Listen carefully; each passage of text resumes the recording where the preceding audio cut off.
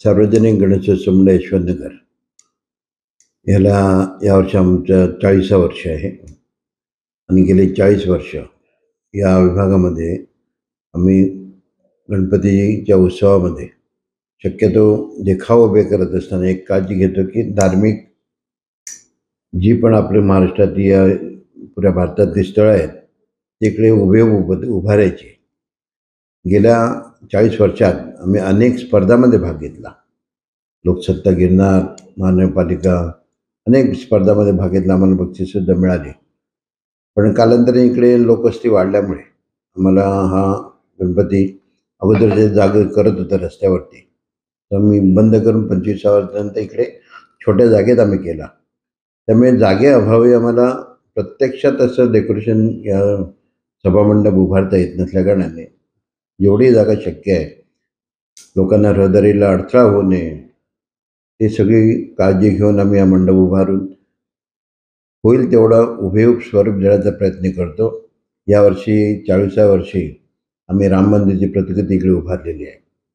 अनेक वर्ष आपण राम मंदिर उभारणीचं प्रतीक्षा करत होतो, ओपनिंगची प्रतीक्षा करत होतो. यावर्षी ती पूर्ण झाली आणि प्रत्येक माणूस अजून अयोध्येला जाऊन राम मंदिराचं दर्शन घेण्याची इच्छा असून जाऊ शकत नाही.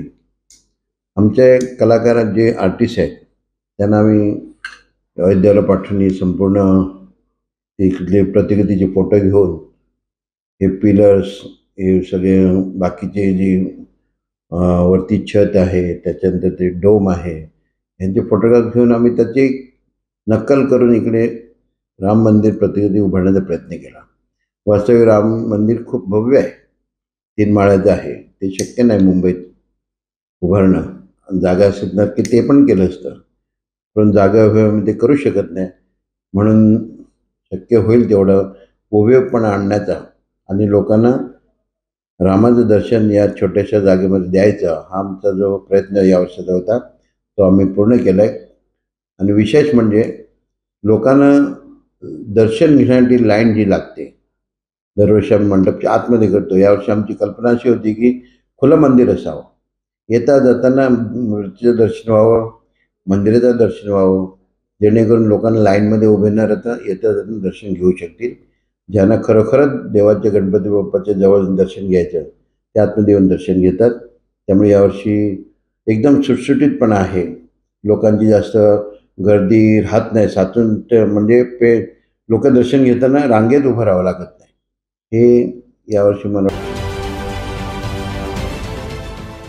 देश विदेशातील प्रत्येक घडामोडींचे लाईव्ह अपडेट मिळवण्यासाठी आता साम टीव्हीच्या सर्व सोशल मीडिया प्लॅटफॉर्मला लाईक, फॉलो आणि सबस्क्राईब करा.